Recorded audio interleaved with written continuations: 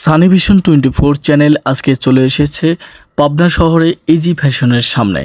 Air কর্নারের সামনে দিয়েও শ্রমিকেরা উপস্থিত হয়েছেন এবং শহীদ চত্বর এদিকেও উপস্থিত হয়েছেন। বিশেষ করে ইজি ফ্যাশনের সামনেই বেশি সমবেত হচ্ছেন।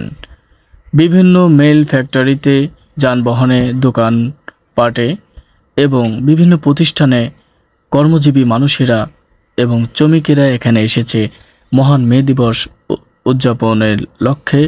সারা বিশ্বেই এই মহান মে দিবস উদযাপিত হচ্ছে আজকে এবং বাংলাদেশেও বিভিন্ন জেলায় হচ্ছে, পাশাপাশি পাবনা জেলাতেও হচ্ছে। আপনাদের দেখাবো। সারি সারি শ্রমিকেরা এসে দাঁড়িয়ে আছেন মে দিবস পালনের উদ্দেশ্যে। বিভিন্ন প্রতিষ্ঠানে, বিভিন্ন মেল ফ্যাক্টরি এবং যানবাহনে যারা কাজ করে থাকেন। আন্তর্জাতিক মহান মে দিবস, সারা বিশ্বে এই মহান মে দিবস পালিত হচ্ছে, পাশাপাশি বাংলাদেশের পাবনা জেলাতেও পালিত হতে যাচ্ছে। সবাইকে দেখাচ্ছি সানি ভিশন 24 চ্যানেলের পর্দায়। চোখ রাখুন, দেখতে থাকুন।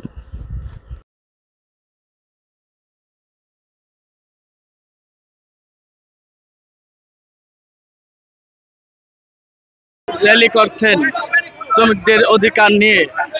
আজকে পাবনা শহর প্রদক্ষিণ করছে সানি ভিশন 24 চ্যানেল সরাসরি আজকে আপনাদেরকে দেখাচ্ছে। সে পর্যন্ত সঙ্গে থাকুন। শহর প্রদক্ষিণ করবে, আপনাদেরকে দেখাচ্ছি।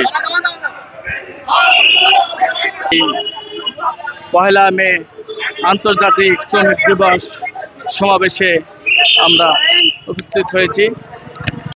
আন্তর্জাতিক শ্রমিক দিবস পহেলা মে আজ। আন্তর্জাতিক শ্রমিক দিবস পালনের জন্য পাবনা জেলার বিভিন্ন প্রান্ত থেকে সকল প্রতিষ্ঠানের শ্রমিকগণ চলে আসে পাবনা শহর ইজি ফ্যাশনের সামনে এসে সমবেত হয়। সকল শ্রমিক ইজি ফ্যাশনের সামনে থেকে র্যালি বাহির করে প্যারাডাইস হয়ে ইন্দারা মোড়, মুক্তিযোদ্ধা মার্কেট, মুক্ত মঞ্চ, জেলখানা মোড়, কোর্ট কাচারি মোড় এবং পাথরতলা চারতলা বড় বাজার হয়ে জুবলি গিয়ে মিছিলটি শেষ হয়। 1886 সালে আমেরিকায় শ্রমিকেরা আন্দোলন করেছিল 8 ঘন্টা ডিউটি করবে এবং তাদের ন্যায্য মূল্য পাওয়ার জন্য আন্দোলন করেছিল। সে সময় আমেরিকার পুলিশেরা শ্রমিকদের গুলি করে কয়েকজন শ্রমিককে হত্যা করা হয়। সেই সকল শ্রমিকদের স্মরণেই এই দিবসটি পালন হয়। সম্মানিত পাবনাবাসী, আমরা আজকে পাবনা পৌর এবং সদর উপজেলার উদ্যোগে শ্রমিক কল্যাণ ফেডারেশনের আজকের এই বর্ণাঢ্য র্যালিতে আমরা প্রশাসন, সরকারকে আমরা জানাতে চাই, আমাদের দাবি এদেশের 70% শ্রমিক, ঠিক কিনা বলুন? আমরা চতুর্দিকে তাকালে যে বিশাল বিশাল বিল্ডিং গুলো দেখতে পাই, তারা তৈরি করেছে, শ্রমিকেরা করেছে। এদেশের 70% মানুষ শ্রমিক। শ্রমিকদের হাতেই এই সমস্ত নির্মাণ হয়েছে, শ্রমিকদের হাতেই এই রোড, কলকারখানা চলে, শ্রমিকদের কাছেই সবকিছু। অথচ সেই শ্রমিকেরা আজকে অবহেলিত এবং পদদলিত। তারা তাদের ন্যায্য অধিকার আদায়ের দাবিতে তারা বারবার ধর্ণা দিচ্ছে, কিন্তু ন্যায্য অধিকার তারা আদায় করতে পারছে না।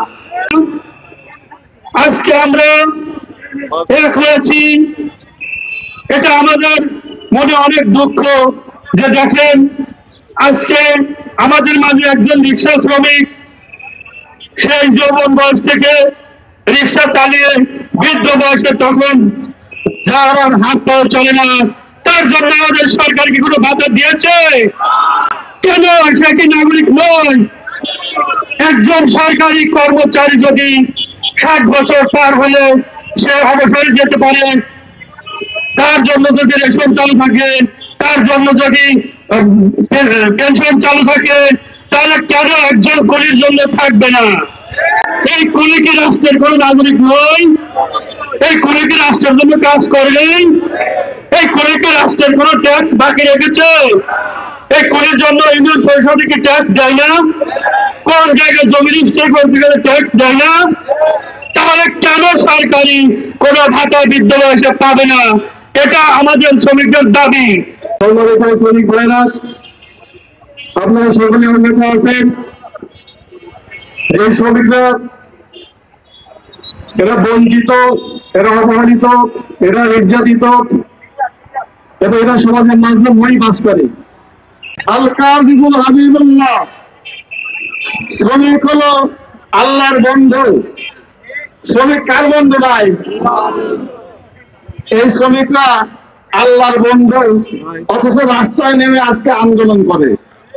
সম্মানিত ভাইরা আমার, শ্রমিক দিবস, মহান মে দিবস, এটি 1886 সনে আমেরিকার শিকাগো শহরে শ্রমিকদের উপরে নির্মম নিষ্ঠুর অমানবিক আচরণ করা হতো।